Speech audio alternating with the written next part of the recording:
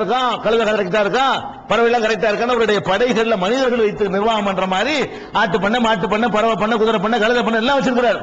எல்லாம் கணக்கு பண்ண அந்த ஹுதுஹுதை காணவில்லை. ஹுதுஹுது பறவை காணல. எங்கப்பா அந்த ஹுதுஹுதைன்னு கேட்கிறாரு. வரட்டும் பாக்குறேன். அதை நான் விட மாட்டேன், லேசில் விட மாட்டேன். நமக்கு டேக்கா கொடுக்குதா, டிமி கொடுக்குதா அப்படின்னு சொல்லி கோபப்பட்டு இருக்கிறாரு. அப்ப அந்த ஹுதுஹுது பறவை வந்துருச்சு. வந்து சொல்லுது, சுலைமானே, உனக்கு தெரியாத ஒரு செய்தியை தெரிந்து கொண்டு நான் உன்னிடத்தில் வந்திருக்கிறேன் அப்படிங்குது. என்ன செய்தி? பக்கத்தில் ஒரு ராணி இருக்கிறாள், அவள் பெரிய அவர் பெரிய மக்கள் அவருக்கு பணிகிறார்கள், சூரியனை வணங்கி கொண்டிருக்கிறார்கள், அப்படி ஒரு கூட்டம் இருக்கிறது, அறிந்து கொண்டு நான் வந்திருக்கிறேன் சொல்லுது. அப்ப சுலைமானுக்கு தெரியல, அந்த பறவைக்கு தெரிஞ்சிருக்கு. இப்ப பறவைக்கு மெஞ்சானமா? அப்ப சுலைமான் நபிக்கு தெரியாத ஒரு விஷயத்தை அப்படி சொன்ன நபி அவ்வளவு பறவை காத்துக்கு எல்லாத்தையும் கைவசம் வச்சிருக்கிறாரு. அவற்றை பறவை சொல்லுதான், உனக்கு தெரியாத ஒரு விஷயத்தை நான் தெரிந்து கொண்டாக உன்ட்ட வந்திருக்கிறேன். இது எங்க இருக்கு? 27வது சூறாவுல 22, 23 ஆகிய வசனங்களில் இருக்கிறது. அப்ப இந்த மெஞ்ஞானம் சொல்லக்கூடியவர்கள் வைக்கிற இந்த பித்தலாட்டம் இருக்கு. மூசா நபி சம்பவத்தை வைத்து பித்தலாட்டம் பண்ணுகிறார்கள். படிக்கிற ஞானம், கேள்வி ஞானம் தான் இருக்கே தவிர, வஹீயின் மூலம் வர்றது கற்று அறிந்து கொள்ற ஞானம் தான் இருக்கே தவிர, இப்படி உள்ளத்துல கொண்டு அள்ளி போறதுலாம் நபிமார்களுக்கு வேண்டாம் வருமே தவிர, மற்ற எந்த மனிதனுக்கும் இந்த ரெண்டை தவிர புதுசா எந்த விதமான ஞானமும் வராது. இதற்கு சான்றாக வேறு சில ஆதாரங்களை, சரியான ஆதாரங்களை காட்டி தவறான வியாக்கியானம் கொடுக்கிறாங்க இல்லையா? அந்த மாதிரி இன்னும் சில ஆதாரங்கள் இருக்கிறது. அடுத்தடுத்த நாட்கள் பார்க்கலாம். ربك الأعلى الذي خلق فسوى والذي قدر فهدى والذي أخرج. السلام عليكم ورحمة الله. கண்ணியத்திற்குரிய எல்லாம் வல்ல அல்லாஹ் ஜல்ல ஷானஹு தஆலாவின் நல்லடியார்களே, இஸ்லாத்தின் பெயரால் கட்டுக்கதைகள் என்ற இந்த தொடர் நிகழ்ச்சியில கடந்த சில நாட்களாக தரீகா என்ற பெயரிலே, சூபிசம் என்ற பெயரிலே, ஆன்மீகம் என்ற பெயரிலே இந்த சமுதாயத்திலே நுழைந்திருக்கிற சில கட்டுக்கதைகளை பற்றி நாம் ஆய்வு செய்து வருகிறோம். அதனுடைய தொடர்ச்சியாக நேற்றைய தினம் சூபிசம், தரீகா, முரீது, பையத்து என்று சொல்லக்கூடிய கூட்டத்தினர் குர்ஆன் ஹதீஸிலிருந்து கிடைக்கிற ஞானம் இல்லாமல் வேறொரு விதமான ஞானமும் இருக்கிறது மார்க்கத்தில். அது வஹி மூலம் நபிமார்களுக்கு வர்ற ஞானம் போன்றது அல்ல. இது வேற ஒரு விதமாக அவங்களுடைய வணக்க வழிபாடுகளை பார்த்து அல்லாஹ் என்ன செய்வான், கொடுக்கக்கூடிய ஞானம் இருக்குன்னு சொல்லி அதற்கு சான்றாக ஹில்ர் நபி, மூசா நபி சம்பந்தப்பட்ட செய்திகளை எடுத்து வைக்கிறார்கள். அது எந்த வகையில தவறானதுங்கிறது நேற்று பார்த்தோம். அதே போல இந்த ரகசியமான ஞானம் இருக்குன்னு சொல்றாங்க இல்லையா, அவங்க அதாவது குர்ஆன்ல இருக்கிறது மாத்திரம் ஞானம் இல்ல, ஹதீஸ்ல இருக்கிறது மாத்திரம் அறிவு கிடையாது, இது இல்லாம இன்னொரு அறிவு இருக்கிறது. அது எப்படி கிடைக்கும் என்று சொன்னால், நபிகள் நாயகம் ஸல்லல்லாஹு அலைஹி வஸல்லம் அவர்களோட வகி முடிந்து விட்டது. அப்ப இந்த இன்னொரு ஞானம் இருக்குன்னு சொல்றாங்கல்ல, அதுக்கு ரெண்டு வகையான வியாக்கியானத்தை இந்த போலி சூஃபியாக்கள் தர்றாங்க. ரெண்டு விதமான வியாக்கியானம். ஒரு வியாக்கியானம் என்னன்னு கேட்டா, நம்ம அல்லாஹ்வுடைய பாதையில நம்ம அதிகமான வணக்க வழிபாடுகளில் ஈடுபட்டு நம்முடைய உள்ளங்களை இந்த சேகுமார்கள் அந்த மாதிரி ஞானிகளோட தொடர்பு கொண்டு பக்குவப்படுத்திட்டு வந்தோம்னு சொன்னா, உள்ளத்துல உள்ள கசடுகள்லாம் கொஞ்சம் கொஞ்சமா நீங்கின உடனே அந்த உள்ளம் அப்படி முகம் பார்க்கிற கண்ணாடி மாதிரி பளிச்சென்று பிரகாசம் ஆயிருமா. பிரகாசம் ஆன பிறகு அதுவாக அல்லாஹ்ட்ட இருந்து எல்லா விஷயங்களும் நம்ம யார்ட்டையும் கற்றுக்கொள்ளாத, குர்ஆன்ல இருந்து அறிந்திருக்காத, ஹதீஸ்ல இருந்து அறிந்திருக்காத ஞானம் எல்லாம் நமக்கு ஆட்டோமேட்டிக்கா அல்லாஹ்ட்ட இருந்து நேரடியாக கிடைக்கும் அப்படின்னு ஒரு கருத்தை வைக்கிறாங்க. இப்படி வைக்கக்கூடியவர்கள் முக்கியமான ஒரு ஆள் யாருன்னு கேட்டா, இந்த சிந்தனையை ஊட்டக்கூடியவர்கள் அந்த கஸாலிங்கிற ஒரு இமாம் சொல்றாங்க இல்லையா, அவர் இஹ்யா உலூமுத்தீன்ங்கிற நூல்ல இப்படி ஒன்னு இருக்குது மார்க்கத்துலன்னு சொல்றாரு. 1வது வால்யூம்ல 19வது பக்கத்துல அவர் என்ன சொல்றாருன்னு கேட்டா, இல்முல் முகாஷஃபான்னு ஒன்னு இருக்கிறது. கஷ்ஃபு, அதாவது எல்லாத்தையுமே வெளிப்படையா ஓபன் பண்ணி காட்டக்கூடிய இல்மு. இதெல்லாம் உங்களுக்கு மேலோட்டமா தான் படிப்பீங்க. குர்ஆன்ல இருந்து படிச்சா சும்மா எல்கேஜி, அதெல்லாம் ஹதீஸை படிக்கிறதெல்லாம் எல்கேஜி லெவல்ல உள்ளது. அதுக்கு மேல ஒரு ஞானம் இருக்கிறது. அந்த ஞானம் உங்களுக்கு எப்படி கிடைக்கும்னு கேட்டா, நீங்கள் உள்ளத்தை தூய்மைப்படுத்தக்கூடிய நேரத்தில், பக்குவப்படுத்தக்கூடிய நேரத்தில் உள்ளத்தில் ஒரு ஒளி, வெளிச்சம் ஏற்படும். அந்த வெளிச்சத்தை கொண்டு ஏராளமான விஷயங்களை உங்களை அறியாமலே விளக்கம் கிடைக்கும். அந்த வார்த்தைகளை நீங்கள் கேள்விப்பட்டிருப்பீர்கள், அது எப்படின்னு உங்களுக்கு விளங்காமல் இருந்திருக்கும், அதெல்லாம் இயற்கையாகவே உங்களுக்கு விளங்க ஆரம்பிச்சிடும் அப்படின்னு அவர் சொல்றாரு. உதாரணமா அவர் என்ன சொல்றாருன்னு கேட்டா, அல்லாஹ்வை பத்தி நம்ம எல்லாரும் கேள்விப்பட்டிருக்கிறோம். ஆனா அல்லாஹ் எப்படி இருப்பான்னு கொஞ்சம் கற்பனையில பாருங்க பார்ப்போம். எப்படி அல்லாஹ் இருப்பான் தெரியாதுல்ல, தெரியாது, யாருக்கும் தெரியாது. ஆனால் இவர் என்ன சொல்றாருன்னு கேட்டா, நீங்கள் உங்களுக்கு அல்லாஹ் உள்ளத்தை பக்குவப்படுத்திக்கிட்டே வந்தீங்கன்னு சொன்னா அது ஒரு வெளிச்சம் வந்து அல்லாஹ்வுடைய ஹகீகத், அல்லாஹ்வுடைய அந்த யதார்த்தம் என்ன என்பது உங்களுக்கு டக்குன்னு விளங்கும். யாருக்கும் சொல்லிலாம் உங்களுக்கு கொடுக்க இயலாது, யாரும் உங்களுக்கு சொல்லிலாம் தரமாட்டாங்க. அதுவாகவே உங்க உள்ளத்துல வந்து பதிய ஆரம்பிச்சிடும். அதே மாதிரி வந்து அல்லாஹ்வுடைய செயல்பாடுகள், இந்த உலகத்தை அவன் எவ்வாறு படைத்தான் என்பதனுடைய தத்துவங்கள், மறுமை எப்படி அமைந்திருக்கும் என்ற மாதிரியான விவரங்கள், நுபுவத்துனா நபிண்டா என்ன, எப்படி நபிக்கு வஹி வருது அப்படிங்கிற விவரங்கள், நபியுடைய அர்த்தம், வஹீண்டா என்ன அர்த்தம், ஷைத்தாண்டா என்ன அர்த்தம், மலாயிக்கத்துக்கு என்ன அர்த்தம் அப்படி சொல்றாரு. அவர் என்ன சொல்றாருன்னு கேட்டா, ஒல் மாரிஃபத்து பிமான நுபுவத்தி ஒன் நபி, நுபுவத்துக்கு என்ன அர்த்தம், நபிக்கு என்ன அர்த்தங்கிறது அப்பதான் விளங்குமா. மானல் வஹி, வஹிக்கு அர்த்தம் என்னன்னு விளங்கும். மான ஷைத்தானி, ஷைத்தாண்டா என்ன அர்த்தம் விளங்காம நம்ம இருக்கிறோம். நமக்கு விளங்கிட்டாரு. அவர் என்ன சொல்றாருன்னு கேட்டா, சும்மா ஷைத்தானி கேள்விப்பட்டிருப்பீங்க, ஷைத்தானா யாருன்னு ஒரு பிக்சர் உங்களுக்கு சொல்ல முடியுமா? சொல்ல முடியும். எப்ப முடியும்? அப்படி உள்ளத்தை அப்படி பக்குவப்படுத்திட்டு வந்தீங்கன்னு சொன்னா அங்க ஒரு ஒளி ஏற்படும். ஒளி ஏற்பட்ட உடனே மலக்குனா என்னன்னு பளிச்சுன்னு விளங்கிரும். ஷைத்தான என்னன்னு விளங்கிரும். ஜின்னுடா என்னன்னு விளங்கிருமா. இப்படியான அர்த்தங்கள் எல்லாம் உங்களுக்கு விளங்கிரும்.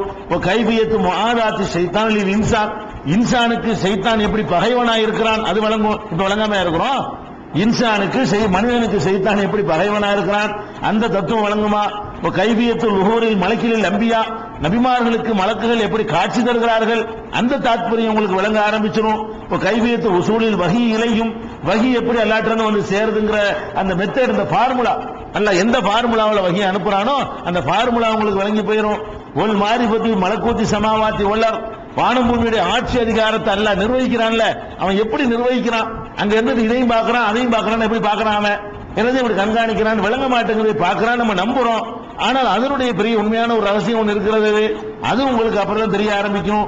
மாரிபத்தில் கல்பு உள்ளம்னு ஒன்று இருக்கிறது, உள்ளத்தை பத்தி உங்களுக்கே தெரியாது, அது என்னங்கிறது போலங்க.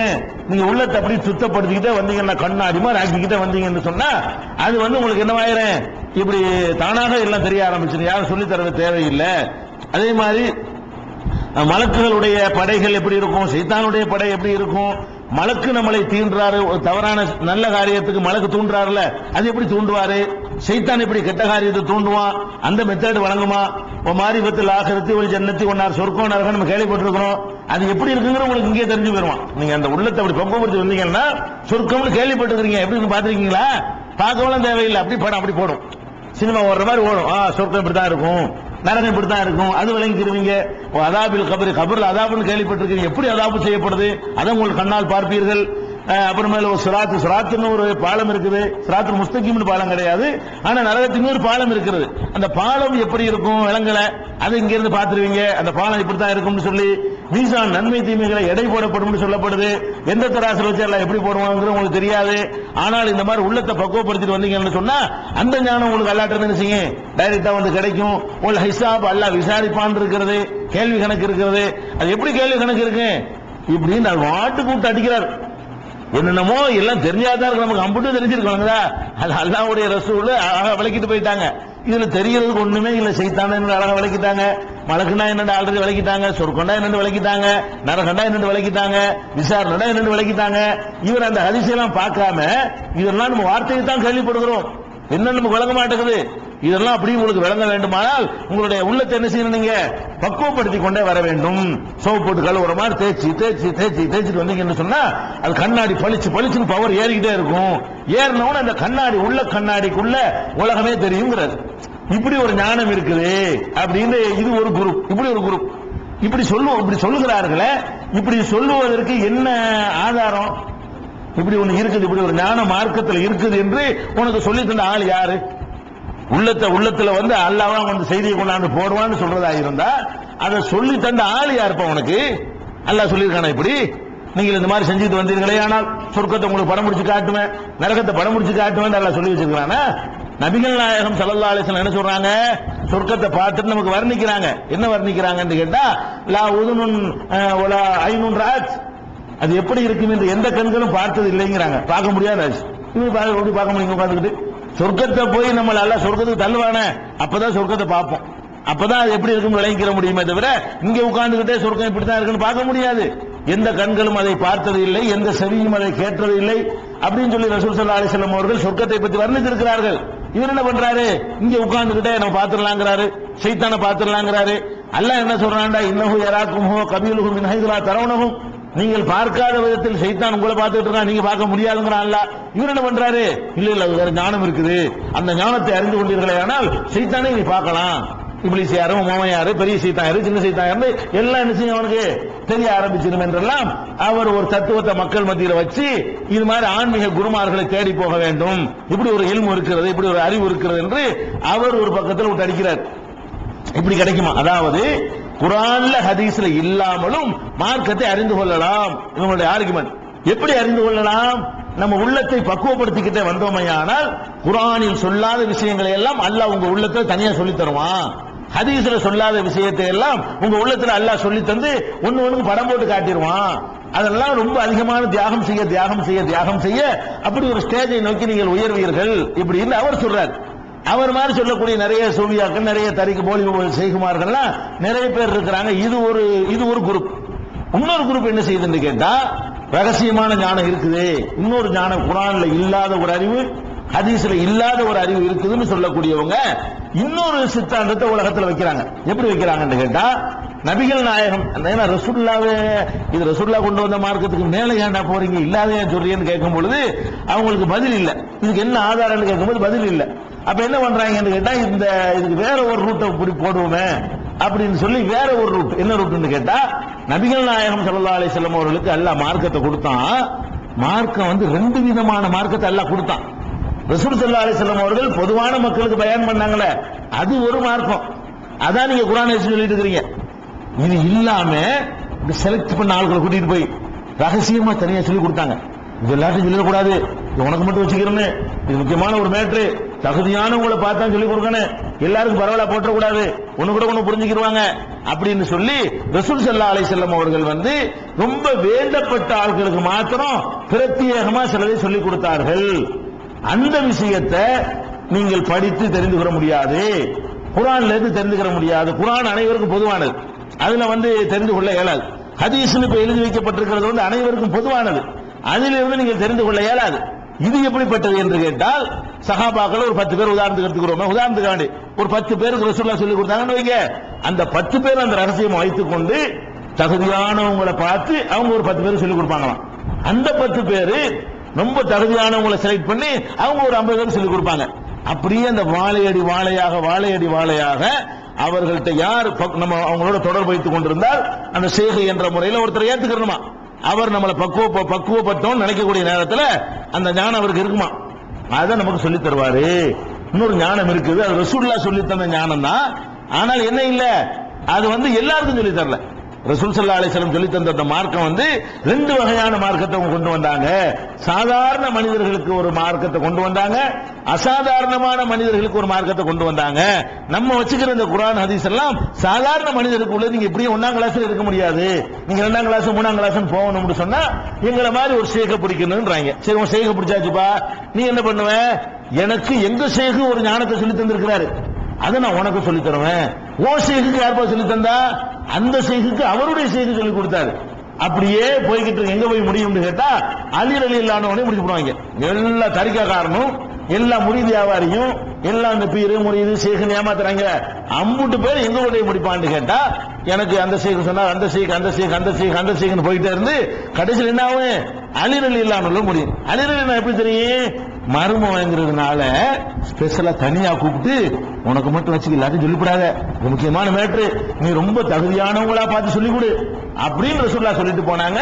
அந்த ஞானத்தை நாங்க வச்சிருக்கிறோம், எங்கள்கிட்ட நீங்க முரீது வாங்கிட்டீங்கன்னு சொன்னா உங்களை நாங்க வாட்ச் பண்ணுவோம், நீங்க ஒரு அளவுக்கு கரெக்ட் ஆயிட்டீங்க, இதெல்லாம் புரிஞ்சுக்கிற அளவுக்கு உங்களுக்கு தகுதி வந்துருச்சு அப்படின்னு தெரியும் பொழுது நாங்க உங்களுக்கு சொல்லி தருவோம், நீங்க உங்களுக்கு முரீது வாங்குற அளவுக்கு நீங்க சொல்லிக் கொடுக்கணும். இப்படியே அந்த ஸ்டேஜ் வர நாங்க சொல்லிக் கொடுப்போம் அப்படிங்கிறாங்க. இது வந்து ரஸாலி சொல்றது மாற்றம். ரஸாலி என்ன சொல்றாருன்னு கேட்டா, அலி வழியாக சங்கிலி தொடரா வந்துச்சுன்னு அவர் சொல்லல. அவர் என்ன சொல்றாருன்னா அல்லாஹ்வே அப்பப்ப சொல்லி தருவாங்கிறாரு. அவர் என்ன சொல்றாருன்னு கேட்டா, நம்ம உள்ளத்தை பக்குவப்படுத்த வேண்டியதான், அது மாட்டுக்கு என்ன செய்யுமா